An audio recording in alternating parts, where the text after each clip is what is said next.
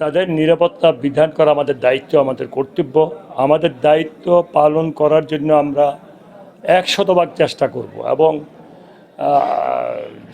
যারা উচ্ছৃঙ্খলতা সৃষ্টি করবে তাদেরকে অবশ্যই সাথে সাথে আইনের আওতায় নেওয়া হবে এবং তাদের বিরুদ্ধে আইনানুগ ব্যবস্থা নেওয়া হবে।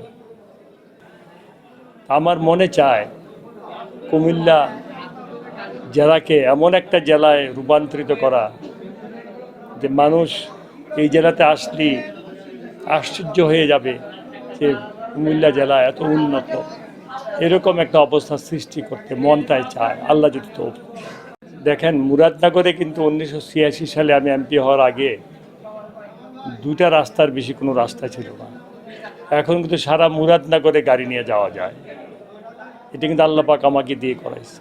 মানে আমরা বদ্ধপরিকর যে দ্রব্যমূল্য যাতে নিয়ন্ত্রণে থাকে, সাধারণ মানুষ যেন কোনো কষ্টে না পড়ে, সেই জন্যে আমাদের তারেক রহমান সাহেব, মাননীয় প্রধানমন্ত্রী, উনি খুব সচেতন।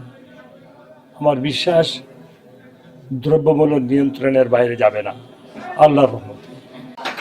মাননীয় প্রধানমন্ত্রী ইতিমধ্যে নির্দেশ প্রদান করেছেন বাণিজ্য মন্ত্রণালয়কে, কারণ বিশেষ করে এটা দায়িত্ব হলো বাণিজ্য মন্ত্রণালয়ের, এবং আমরা বাণিজ্য মন্ত্রণালয়কে সবাই মিলে সহযোগিতা করব।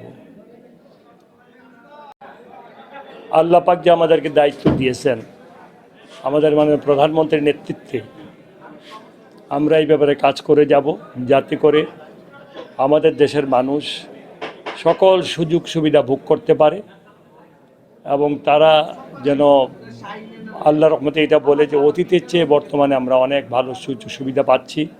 সেই চেষ্টাটা আমরা অবশ্যই করব।